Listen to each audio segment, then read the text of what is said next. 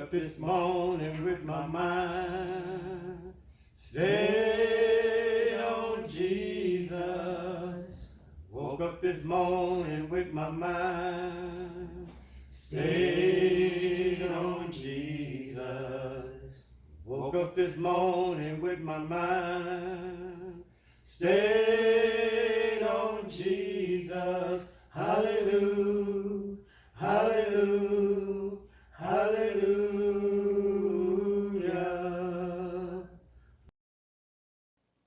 Jacob and Esau were probably as different from one another as night is today.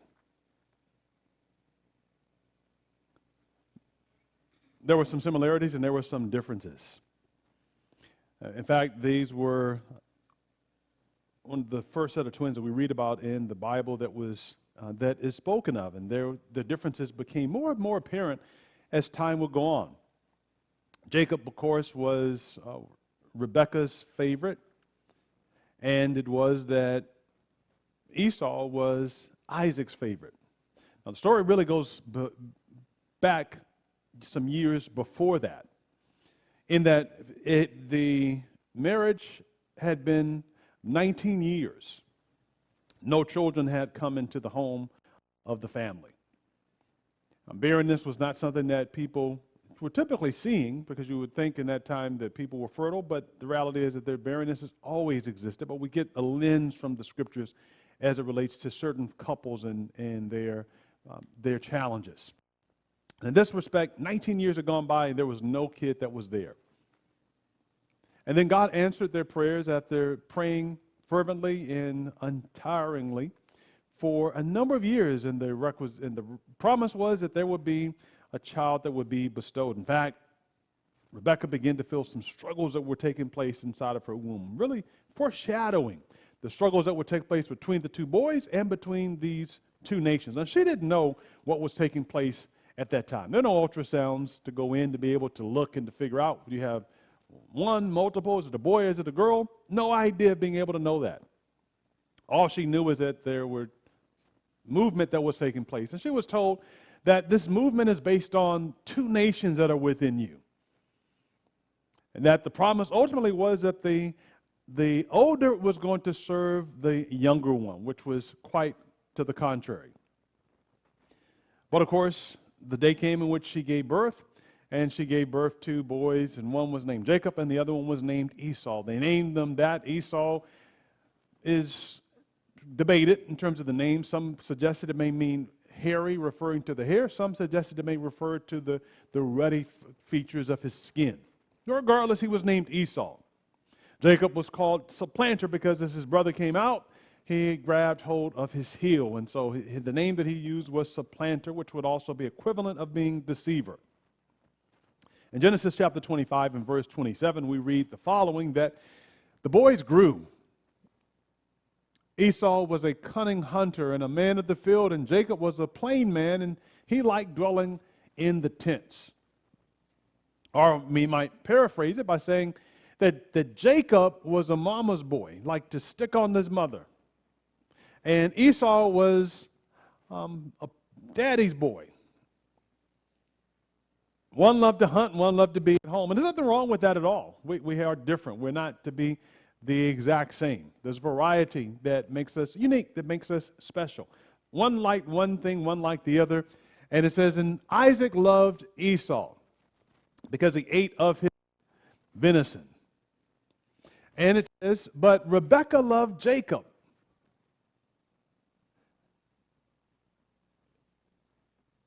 Another version suggests that when the boys grew up, Esau was an able and skilled hunter, a man of the outdoors, but Jacob was a quiet and peaceful man living in tents. This favoritism caused tension between the brothers later in their lives. What are the reasons that the Bible gives there of this particular interest? Because it is interesting that Isaac loved Jacob for what reason? Well, according to the scriptures, it says he loved him because he ate his venison. Or maybe they bonded over a shared trait. Rebekah, on the other hand, favored Jacob because he stayed close by. Very helpful to her when needing things done in the house and attended to her needs and so forth. And so naturally that would pour out. So it was like a split favoritism. The mother had her favorite and the father had his favorite. But that created some tension. It created some family dynamics there behind this. Now the basis of it again was that Jacob stayed in the house nearby, and Esau was a hunter, and his dad loved the stories that he was able to tell, like reliving his own life through the lens of his oldest son. But there was a tension that would exist between these, and this was based off of this favoritism or the partiality that was shown from one to the other based on the parents. Some of the various causes of favoritism, not for these exclusively or in particular, but just to highlight so we're aware of them. Sometimes you have a situation that has happened just based on birth order. Like the oldest might be very well the favorite. Because they're the firstborn, they might receive a little more attention. And in terms of pecking order, have a higher pecking order within the family. You also may have parental identification. The parents might closely identify, maybe reading or cooking or sewing or whatever the trait may be or the experience, whether it be a sporting experience or hobby, bonding and associating behind that. There could be the element of perceived success. That one child maybe is academically smarter than the others. And one child is athletically more endowed than the others. Maybe more a prodigy, playing an instrument or something like that. And so they get the spotlight. Those are things that might happen. Or the family might feel, or our parents may feel that this is going to be the child that's going to bring notoriety to the family. No one else has done anything, but this is going to be the one that our fortunes hang on. Behavior issues could be a challenge. If one child is acting, quote unquote, all right, correctly, another child is not. It could be easier to show favoritism to the child who is not having any behavior issues compared to the one who may be having issues. Then, of course, health needs might interfere, not in the terms of favoritism, but of course, this would be a valid need. But it could be perceived as being favoritism. And it could blend itself or lead over into favoritism. Maybe I have a disability and I need assistance, or I may have an emotional need or something, or physical need. But we must strike a balance between making sure that that does not allow me to show undue favoritism. Certainly making sure that those needs are met as a parental responsibility, but to be mindful so that it is not perceived then as being favored. Some cultures, of course, and some parents may have a preference over a gender, boy versus a girl. Well, I always wanted a boy. I always wanted a girl. And one might be honored based simply upon gender. Certainly there are cultural norms that may be taken into consideration, various economic factors, one being able to be perceived as being able to support the family, particularly if maybe they're laboring. And then you have another area of maybe parental stresses and so forth that enter in. Now, these are 8 different reasons that are listed. When we look at the case of Jacob and Esau, we really hone in on a couple of pieces that fell in. And that was more of the parental identification piece. Like Jacob identifies with Rebekah to Jacob because of the closeness over him staying in, supporting, and so forth. Esau and Isaac share a commonality, but this would later on become a particular issue that is there. Now, again, these are some pieces that are listed, but there are also other dynamics that take place too. Even within the family structure, you're going to have like the oldest child might be perceived as being the most responsible, having more obligations and duties to be able to carry out. And then the middle child comes along after that one. And middle child, of course, at that point, this is the baby of the family, that middle child. The next one that comes along after, it will be like the baby. And the baby will typically be spoiled, catered to, coddled. Of course, by the term baby, you get the idea. And you have that middle child, maybe if there's another one that comes, and there's a syndrome that is psychologists are studying it, trying to get their hands around it. It's called the middle child syndrome. And that, by the name of it, is the one that falls in the middle. Now, the children that fall in the middle. And they have their own different set of circumstances, and that is usually based on the stating that they often feel overlooked because all the attention was given to the oldest, and then they start coming in line, and then the baby comes along, and the baby needs the attention now. So in my family, I am the baby. I'm the youngest in the clan. So after me, there was another child that was born, but he died shortly after birth. So I was the baby. Now, when I was born, one of my older brothers packed his bags and moved over to our grandmother's place because he had been the baby, and so when I came, I was now the baby, so he wanted the attention, and I can understand that, right? So he was like maybe 3 years old, got his little suitcase, and he was moving to our grandmother's house. She was just across the street from us at that time. So I'm just going to go over here because a new baby is coming in. But that's kind of a reality that some people think and feel. That someone else is coming in and such. So yes, there's going to be more attention given to the baby because the baby is defenseless, can't do anything, needs someone to eat, to burp, to change, to bathe, to wash. Everything must be done.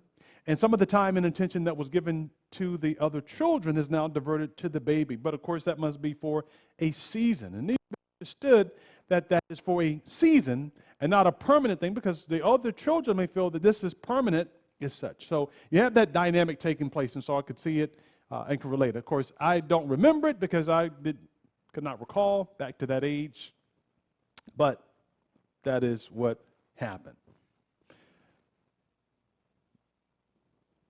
In the case of Jacob and Esau, going back to them, as they continue to age and to get older, these traits would carry themselves out, one being associated with the other. And yes, they were siblings, and as twins, they would, I'm sure, have shared a unique bond. Jacob being a man of the tent, Esau being a man of the field. And they came in at one point. Esau had been out hunting and was deathly hungry.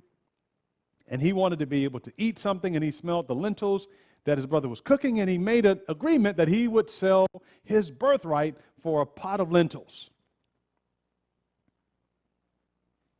A poor trade in every respect of it.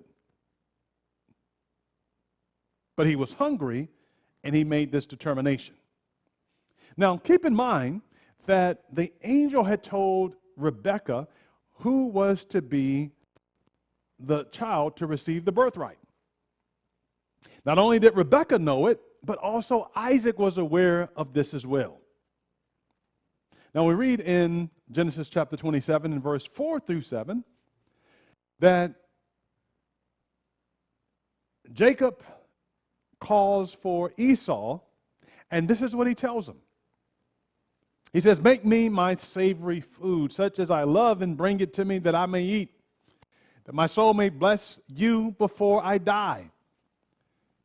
Rebekah heard that when Isaac spake to Esau his son, and Esau went to the field to hunt for venison and to bring it. And Rebekah said to Jacob her son, saying, "Behold, I have heard your father speak unto Esau your brother, saying, Bring me venison and make me savory food that I may eat and bless thee before Jehovah, before my death." Picture in the tent that Jacob is there, and he calls for Esau, and he tells Esau, hey, I'm about to die, and I want to give you the birthright. Go and get me some venison, and I will place it for you, the birthright, before I die. Rebekah overhears what's taking place and calls for Jacob and says, Jacob, your dad is about to give the birthright to your brother. Go out and get some venison. I'll fix it, and you'll get the birthright.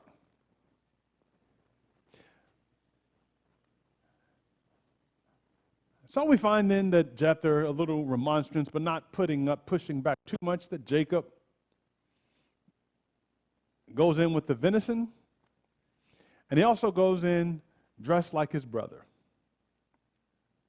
His dad brings him near, and he smells him, and he rubs his hands, and he feels the garments, believing it to be his skin. And he says that the voice is that of Jacob, but the smell is that of Esau, like the woodsy smell. Maybe Jacob was more of like a perfume, indoor type of guy, and Esau was more like woodsy and sweat type of guy. So I'm hearing Jacob. I know both of my senses are not failing me. I can't see, but I can hear well. And what I'm hearing and what I am smelling and what I'm feeling, they're not lining up, but I'm going to have to go off with the majority, so I think it is you. And he is to give the birthright. Now, the question then that we should probably ask ourselves at this point, given the fact that Jacob is a deceiver, he's probably manifested some of these traits, I'm sure, along the way. Just as Esau has manifested some of the traits along the way that he is not interested in the birthright whatsoever. It's like, I don't care anything about religion. I don't care anything about God. All I want is to be able to enjoy my life. Jacob, on the other hand, was more conscientious, more reverent. And of course, this attracted itself to Rebekah. But the question then that we would probably ask ourselves is, why did Isaac want Esau to have the birthright? Even though he knew it was not his. He knew that the declaration was that the elder was going to serve the younger. Isn't that interesting that he knew that? But yet he insisted still that the birthright was going to go to his son, even though he didn't know about the trickery that Jacob had done with Esau. He didn't know about the agreement that Esau had made with Jacob. But by the manifestation of character, he knew that this was not a good choice. Jacob and Esau they're much older, and they had demonstrated one was responsible and one was not responsible. One was living for the world, one was seeking to live for God, yet with challenges and struggles. But yet, it is interesting that Isaac still wanted to bless his son. Now, the other question then that we would ask ourselves then is the second piece then, and that is, well, why did Rebekah want Jacob to have the birthright? Have you thought about that? Now, you probably come to some different ideas when you think of that. Well, why did Rebekah want Jacob to have the birthright? I've determined it had nothing to do with God or the birth prophecy, but everything to do with being the favorite. In other words, the dad wanted his son to have it because that's my boy. And the mother's desire for him to have it was also because that's my boy. Now, yes, the angel had said these things and revealed what the case would be, but the reality is they're moving based off of more of their own favorites. So this is my favorite. I want them to be able to have this. Obvious favoritism can certainly be an hostility that manifests itself. And in this particular case, it does to this family. We would then say, well, what does our family birthright tell us? If Jacob, or rather Isaac, was to be able to make a choice in the decision that he should have made, what should have been more along the lines of Rebekah, we need to give the birthright to Jacob. We need to do so because the fruit of his living, he is more in accordance with what God would want for us. It is uncharacteristic, but let's confer the birthright on him.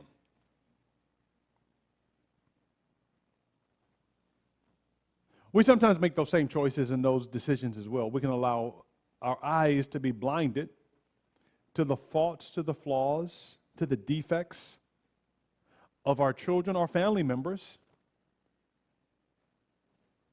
because we are enamored with them to such an extent, and it does them no good, it does us no good. This is how the story will continue to unfold.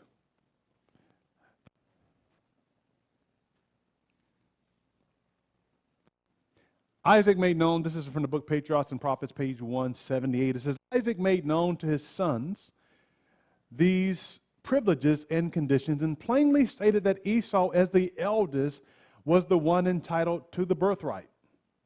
But Esau had no love for devotion, no inclination to a religious life. The requirements that accompanied the spiritual birthright were an unwelcome and even hateful restraint to him. The law of God, which was the condition of the divine covenant with Abraham, was regarded by Esau as a yoke of bondage. Bent on self-indulgence, he desired nothing so much as liberty to do as he pleased. To him, power and riches, feasting and reveling were happiness. He gloried in the unrestrained freedom of his wild, roving life. So he was able to go out and imagine, come back in, and share precarious tales of danger and adventure, and his dad's heart tickled as he heard the stories. But there were some deeper issues that were there. Rebekah remembered the words of the angel, and she read with clearer insight than did her husband the character of their sons. Isaac didn't really see, not literally, but he was blinded to many of the faults that they had. Rebekah had a clearer grasp, a closer pulse on their characters, and identified this. Notice it says she was convinced that the heritage of divine promise was intended for Jacob. She repeated to Isaac the angel's words. But, notice, but the father's affections were centered upon the elder son, and he was unshaken in his purpose. Let me read that again for us. She repeats to Isaac the angel's words. But the father's affections were centered upon his oldest son, and he was unshaken in his purpose. In the book Patriarchs and Prophets, page 178. We might say, you could talk to me till I'm blue in the face. It's not changing my mind. So I'd imagine then that Isaac may have said, Rebekah, you can go pound sand. I'm giving the birthright to this boy. But honey, the angel said, I don't care what the angel said. The birthright is going to be the oldest. Bear in mind, Isaac is not like an irreligious person.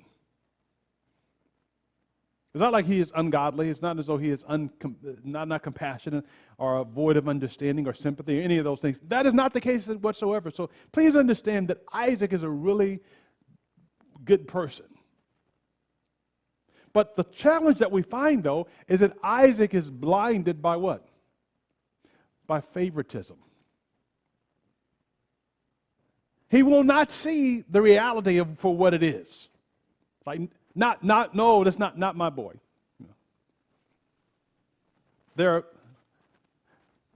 are parents, because it's human nature, likely all of us could be infected by it to some extent or to the other, that you find out either now or before when you were raising children or rearing children, that they had done something, and sometimes the immediate response, oh no, not that's you, not mine. No, that's not. No, not my kid. Yeah, it was your kid. I saw them. Oh no, you're mistaken. Do you know that there are some adults who would take the word of their child over the word of a verifiable, trusting adult? Now, again, I'm not saying that in all cases all adults should be believed and your child should not be believed. But if your child has demonstrated in a little suspect in some things that they have done, then that may cause some questions. But again, under a normal circumstance, again, there are certainly exceptions to the rule. The parent saying, or the teacher saying, hey, I'm having trouble with your child doing this, this, and the other. And the parent, that's not my kid. You know, every person knows someone like that. We might be the person that's like that. Like, no, there's some type of misunderstanding because there's no way that my kid would ever do that. Well, think about it. The apple doesn't fall too far from the tree. And every one of us has done something that we thought we would never do. And yet we think that we would never do it. And so we say, oh, they would never, ever do this. And you might just be surprised that they might do some things that you didn't think that they would do. Why? Because they are human. And there is a deceiver that goes about seeking whom he may devour. There are temptations that abound. Jacob listens to the words, but his affections are centered upon his oldest son, and he is unshaken in his purpose. Like you cannot tell him otherwise. And so what happens? He does exactly as he says he's going to do. We have to be willing to learn from our mistakes, to listen to caution, to listen to counsel, even when it comes on. The challenge with this particular area is that oftentimes we live in a state of denial.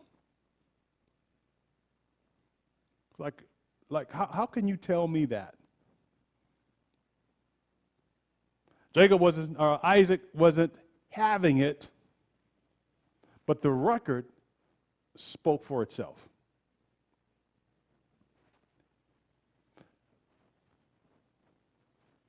Moving on to the next ancestor, Jacob gets older and, of course, is going to marry both Leah and Rachel. And in this particular case, again, the family dynamics, it continues on. In this instance, Jacob has a favorite wife. His favorite wife is Rachel. The wife of scorn is Leah. And if you read through Genesis, you see that Leah practically does everything she can to be able to get Jacob to show her the love that he is showing to Rachel. But there's a problem here. And the problem is that although Jacob loves Rachel, and I probably can't fault Jacob too much in the sense that Leah did trick him, but Rachel also was a part of that trick as well, right? So it's like it's a lot that's taking place there. Leah tricks him, but she can only trick him if Rachel is somehow a party to the trickery. But as fate would have it, Leah is able to have children, and Rachel is unable to conceive.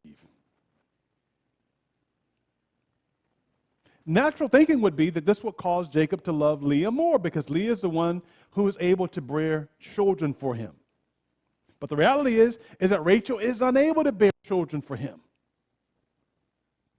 And the weeks turn to months, and the months turn into years, and Rachel, seeing that she's unable to have children, says, well, why don't you take a handmaid, let the handmaid be a surrogate, and the story just gets messier, and it gets messier, and it gets messier. Finally, Rachel is able to conceive, and she bears 2 sons for Jacob. You know their names. One is Jacob, one is Benjamin. Here we read in Genesis 35 and verse 17 regarding the latter birth. And it came to pass that when she was in hard labor, that the midwife said to her, "Fear not, for thou shalt have this son also." And it came to pass that as her soul was in departing, that she called his name Benoni, but his father called him Benjamin. So she was calling him son of my sorrow. And he renames him Benjamin, son of my right hand, or son of my joy. And Rachel died and was buried in the way to Ephrath. So she dies in childbirth, bringing forth Benjamin. Now, Genesis chapter 37, you go a few chapters later, we come into the introduction or a footnote about Joseph. Okay, the footnote of Joseph is that Israel or Jacob loved Joseph more than all his children. Now, keep in mind, it's not like he had like 2 kids or 3 kids. He has easily more than 20 kids at this time. All right, and who does he love above all of them? He loves Joseph, because he was the son of his old age, and he made him a coat of many colors.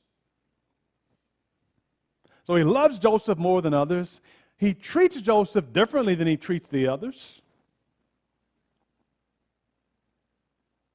There's just a problem with another problem. And one thing that happens that we haven't talked about when you have typically favorite children, and it could be a grandparent could favor a certain grandchild more. It's not just like localized. It's like, okay, we like this set of grandkids more than this set. And now there we looked at some of the reasons why, but I think we need to be conscious of them lest we fall into the trap.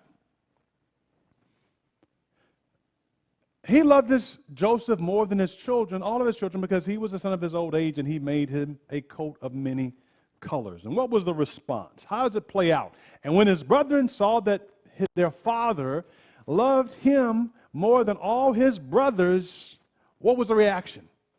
They hated him.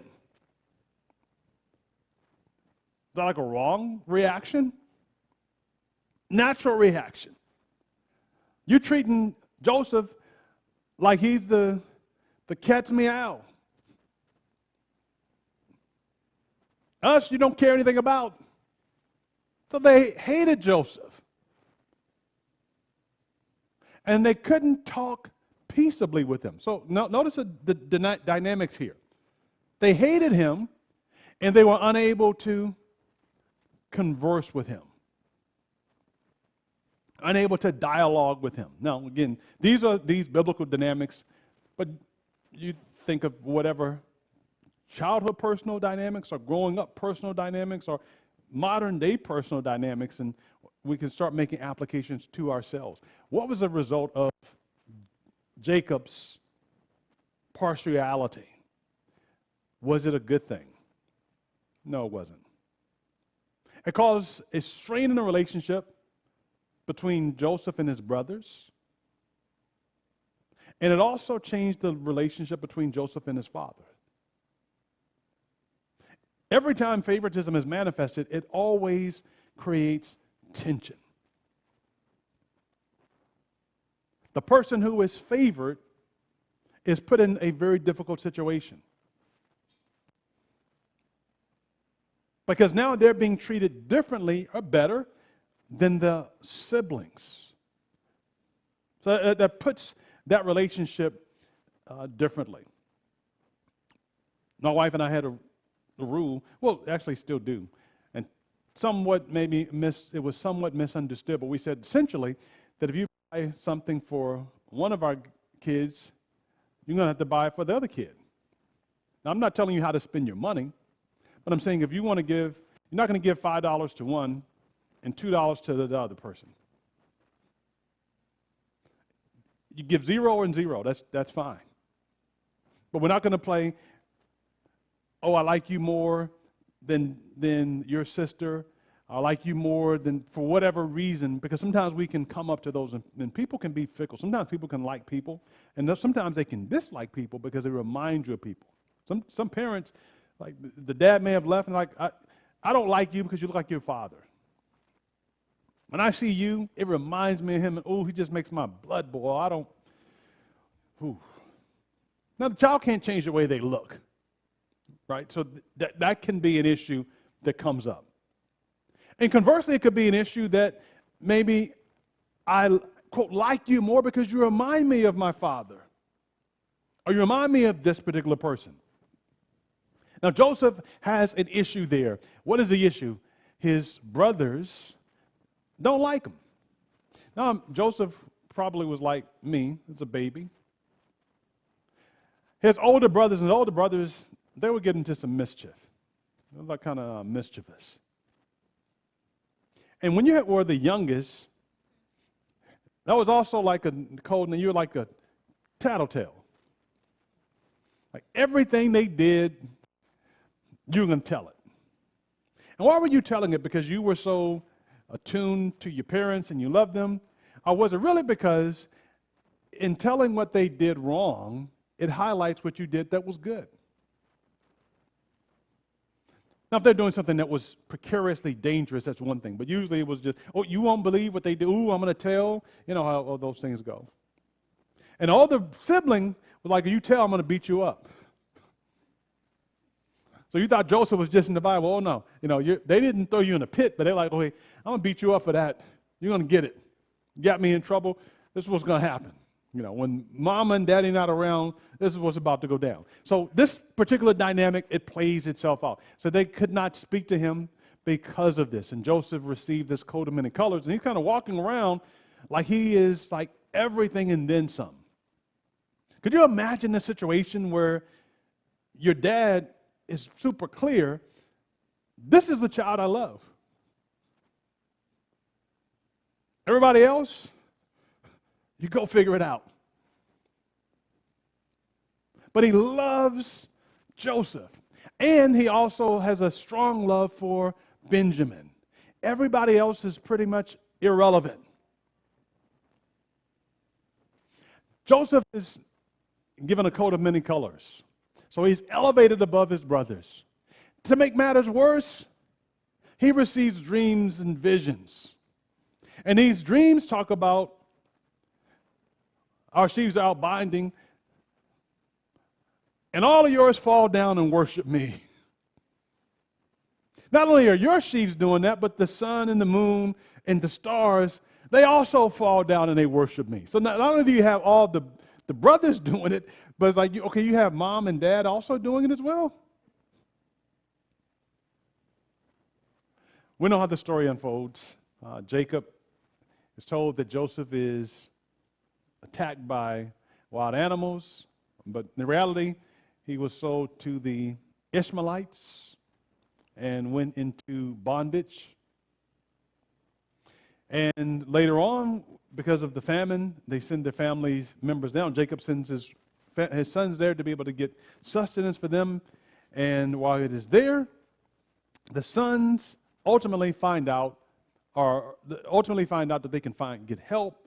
And Joseph takes Simeon and puts him in prison. And Simeon, of course, was like the ringleader in a lot of the hostility that was there. When they come back, they have their food that they're able to eat and to receive. And when the food runs out, the sons say, Father, we don't have any food left.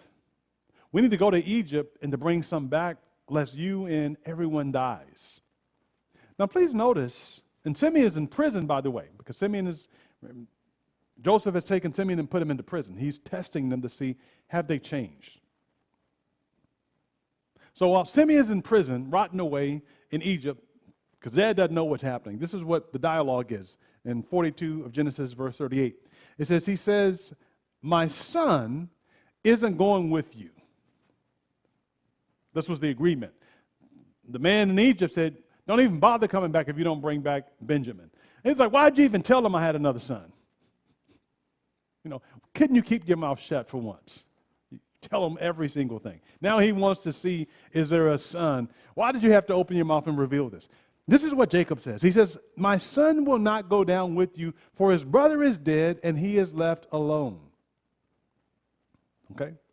Now, kind of reading it that way, it sounds like he is left alone with no one. But really what Jacob is saying is that Benjamin is the only one I have left. So wrap your head around that for a moment.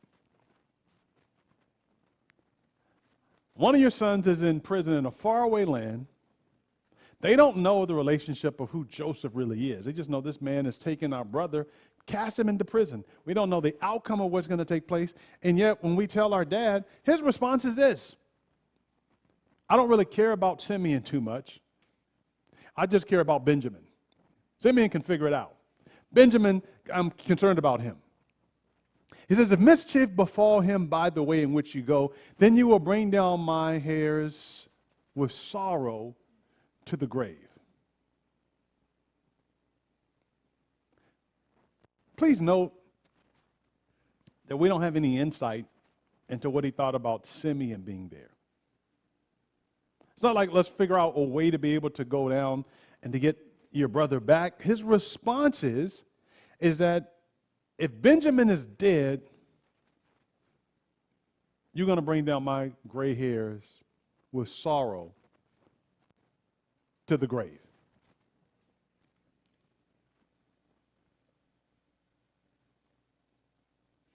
Now, the brothers, of course, probably feel guilty because they know of what they have done to Joseph, but they haven't said a word during all this time. But the father's response, we read it. You know what that maybe tells us? Is that being close to God doesn't make you, quote unquote, the perfect parent. They had visions and dreams and so forth, but they still screwed up a number of things. When there's an openness and a willingness to be able to listen and to learn, it may be impactful. Here we see the dynamics coming through the family, okay? From Isaac to Jacob, from Jacob going to Joseph. Maybe Joseph would be able to turn and to center things around, but this is his response here. He's the only one that is left. Now,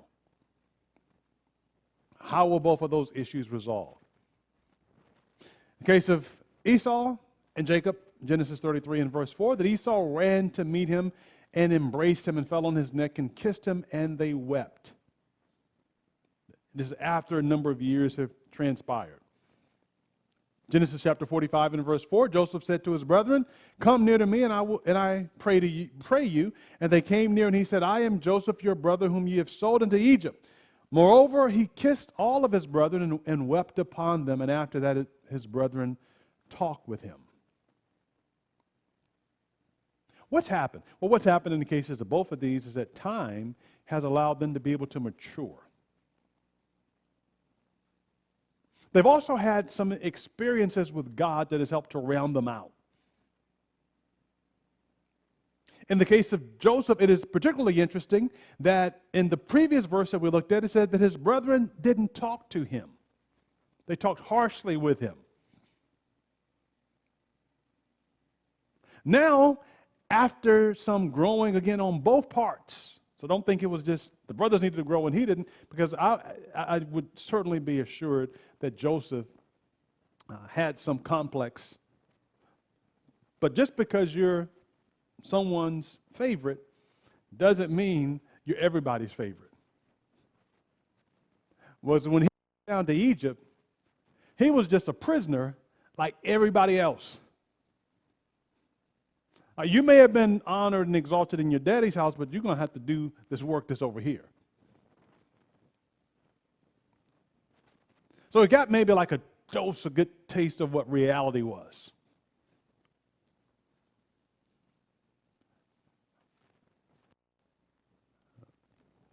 What does that do? Ultimately, those experiences allow them to be able to see the folly and the error of their ways and to be able to grow from them. In these cases, they were able to be reunited and to be brought back together. Well, what are a couple of tips in closing then for combating some of these issues that rise up in terms of favoritism, partiality, and such? One example may be to regularly hold meetings. Let's talk about our feelings. Resolve conflicts and reinforce the importance of fairness. It has to be demonstrated, to be seen, equitable, and to be known. You may feel this, well, let's explain it. Let's talk about that and understand it. Of course, celebrating equitably. That everything is fair. Like general rule, hey, we're going to promote fairness here, but while promoting fairness, we're also going to celebrate diversity or differences. Like you might excel in one thing, of course, read a lot of books having twins and being able to expect them, is that people they will try to look for the difference. And will try to compliment one, and I don't want to highlight twins and such, but that's with any set of children. It's like, okay, what is this kid good at? And they want to focus in on one of those things. But you may say, well, hey, this child does this well, but this one also does this well. It's like, okay, we're going to compliment and commend both of them because they both are unique. They both are gifted, or all three, or all four, whatever the case may be. They're all individual. They have their own gifts and their weaknesses and so forth, but we're going to commend and extol each one. One will not be exalted above the others. One will not be put down for the exaltation of others. We'll recognize and appreciate certain differences and uniqueness and qualities, and of course, there's opportunity for you able to pray. Encourage your family members to reflect on their actions through prayer and meditation. And seek guidance then to be able to treat each other equitably. Upholding, of course, religious principles, aligning our interactions with religious teachings on fairness and respect and in love. So I'm going to give you 3 texts very quickly to consider as we conclude. First is Leviticus chapter 19 and verse 15. Leviticus 19 and verse 15. There we read that you will not do injustice in judgment.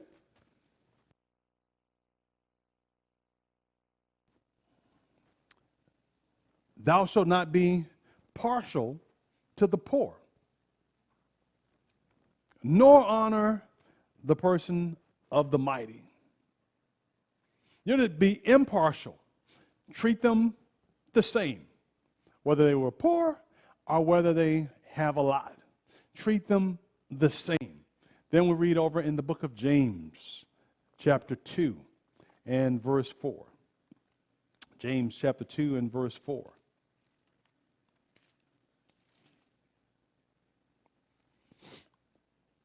James 2 and verse 4. As you're going to James, we didn't talk about it, but certainly we want to avoid the folly of comparison. Especially, why can't you be just like this person? I wish you were more like this person. If you want to put people down, that's a great way to be able to do it. But if you want to build people up, not such a great way to be able to do it. James 2 and verse 4, it says,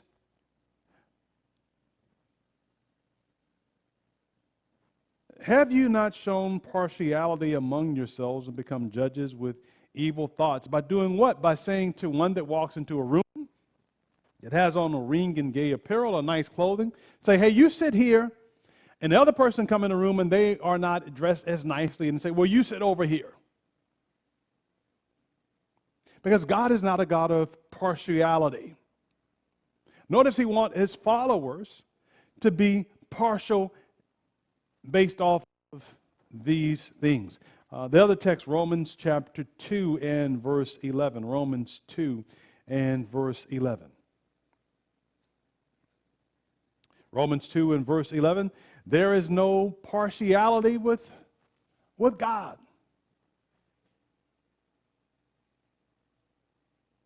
He said in Matthew chapter 5 and verse 45 that I allow the rain to come upon the just and also upon the unjust.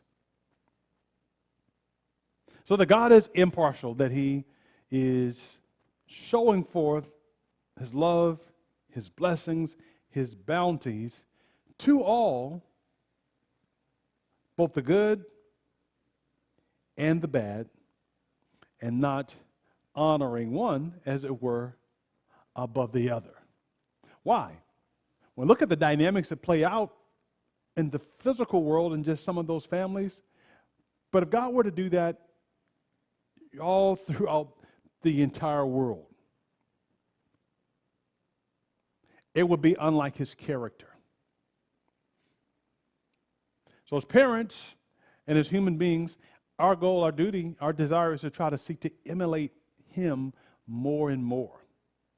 Yes, there will be circumstances and issues that will naturally gravitate one to another, as we saw some of those hobbies or those bonds as such, but being cognizant and being conscious of it, it gives us the opportunity of being able to make a decision that I'm not going to do this, or I will make an effort to be able to do this. I will go down this road, I'm not going to travel down that road. In Isaiah chapter 43 and verse 18, we read, "Forget about the former things and do not dwell on the past. For see, I am doing a new thing. The Lord has pledged his word and it cannot fail. And if we will come with true contrition, you need not feel that you are presumptuous in asking for what the Lord has promised." I think the thing that God has promised, he promised a number of things, but one of the things he's promised is to help us as we seek then to bring, to minister to our families and to one another. That we might do so in a way that may be honoring and that may be pleasing to him. And we may learn from our mistakes, and in doing so, remembering we're not going to dwell on the past, because God is going to do a new thing, a new work within us. Father in heaven, thank you for the opportunity of being able to share, and thank you that in your sight, that all of us are created equally, that none are more exalted or higher than the others based on anything, that is such that we're all your favorite children, and we thank you and we appreciate that. Sometimes we do feel more esteemed, and we lift ourselves up to make ourselves more than we should. We recognize that that is really not the place that you want us to be in, but that you want us to always have a humble heart and a teachable spirit. Pray for the family dynamics that affect each and every one, not only in this gathering, but throughout the world, of where things have been done, that feelings have been hurt, that people have been mistreated, have been honored in a different way that was not right. That you would be able to work to mend those things. I know that every situation doesn't have the ending that we read about with Joseph and his brothers, with Esau and Jacob, but to whatever extent that it can, I pray that it will. And so I pray that you would allow us to have a level of growth and maturity, coming together with you, of learning and understanding your will, and allowing you to work upon our hearts and lives. I pray that you would heal those broken areas, those hurting areas, bring your balm and your healing, we ask in Jesus' name. Amen.